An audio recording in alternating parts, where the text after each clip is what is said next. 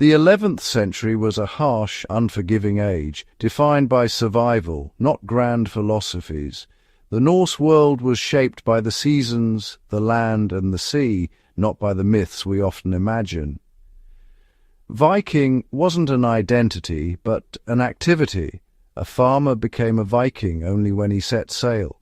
Life was a blend of farming, fishing, craftsmanship, and trade, deeply tied to nature's unpredictability. Their beliefs were a patchwork of local gods and spirits, not a single unified faith. Change loomed as Christianity's cross began to overshadow the old god's hammer. To understand this era, we must look past romanticized sagas and listen to the evidence, burial mounds, settlements, and DNA.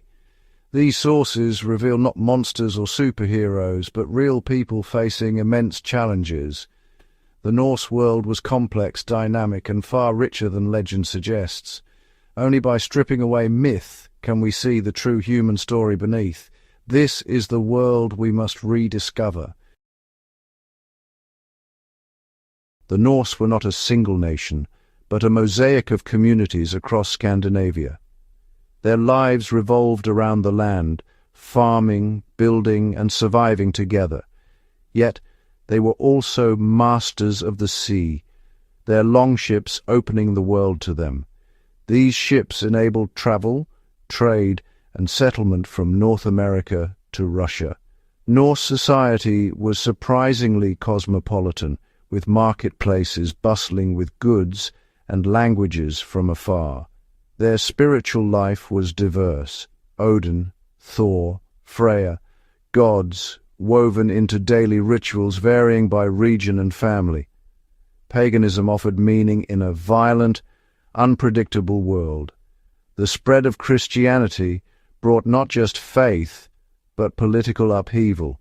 Conversion was often strategic, dividing families and reshaping power. The tension between old and new beliefs defined the era's final chapter. This struggle set the stage for the dramatic transformation of Northern Europe. The Viking Age was a story of adaptation, ambition, and profound change.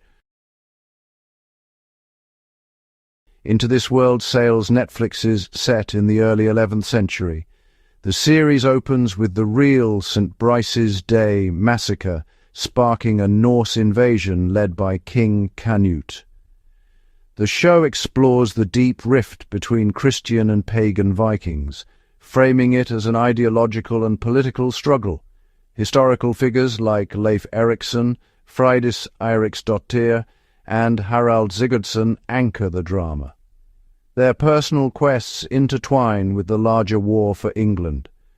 The series promises gritty realism, mud, blood, and steel, rooted in real events and places. It aims to immerse viewers in the turmoil and spirit of the Norse world, presents itself as a grounded historical saga, not fantasy. But how true is this vision? Despite its historical claims, quickly stirs controversy. The show compresses timelines and simplifies motivations, often at the expense of accuracy. It perpetuates the myth of Viking as an ethnic identity, ignoring the reality of diverse Norse groups. This reduces complex societies to a single label, erasing nuance. The biggest debate centers on casting Jarl Estrid Hakon, a black female ruler of Kattegat. While inclusive, this character has no historical or archaeological basis in 11th century Scandinavia. The choice raises questions about balancing representation with historical truth. Is the goal to reflect the past as it was, or as we wish it had been? The show's creators argue for inclusivity. Critics call it anachronism. This tension lies at the heart of the show's modern controversy. To understand Norse diversity, we turn to science, not fiction.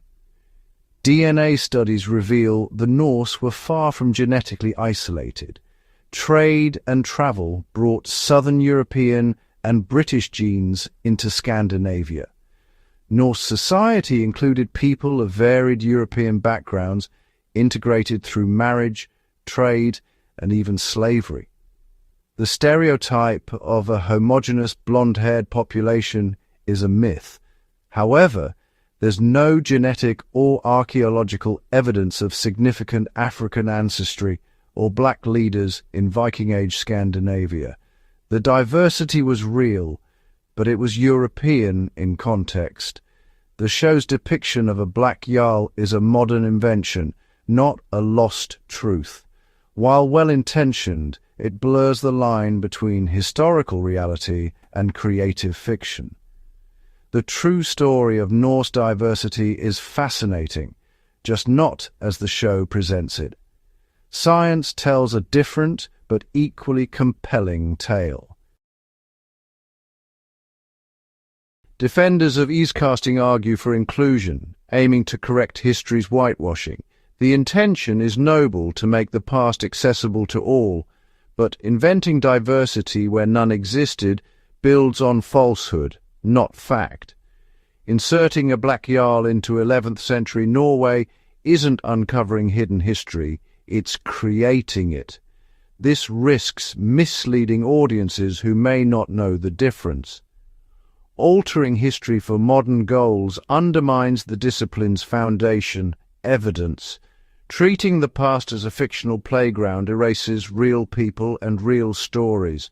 Ironically, this approach can overshadow genuine stories of diversity from other cultures. True representation means telling authentic stories, not rewriting European history to fit modern ideals. The past deserves respect and accuracy. Misrepresenting history, even with good intentions, has real consequences. It distorts our understanding of how societies develop and interact. Anachronisms break the chain of cause and effect, leading viewers to false conclusions. These distortions spill into modern debates, fueling ideological battles over history. When inaccuracies appear in mainstream media, they legitimize the idea that facts are flexible. Extremist groups exploit these errors to dismiss real historical diversity. A responsible portrayal would show the true, evidence-based complexity of the Norse world. Commitment to accuracy honors the reality of those who lived before us. We owe it to the past and ourselves to seek truth, not comfort. Only then can we truly learn from history. The stories we tell about history reflect who we are today. Authenticity matters. It challenges us to see the past in all its complexity. Honest storytelling connects us to real struggles, triumphs, and lessons. The Norse were more than warriors. They were explorers, innovators, and poets. Their true story is inspiring enough without embellishment. Fictionalizing the past for modern agendas leads to self-serving fantasy, not understanding. It weakens our ability to think critically and appreciate difference. The real sagas unearthed from earth and stone are powerful on their own. Our duty is to listen, seek truth, and tell it with respect. In doing so, we learn not just about them, but about ourselves. The honest reflection of the past is our greatest journey of discovery. Let's honor it.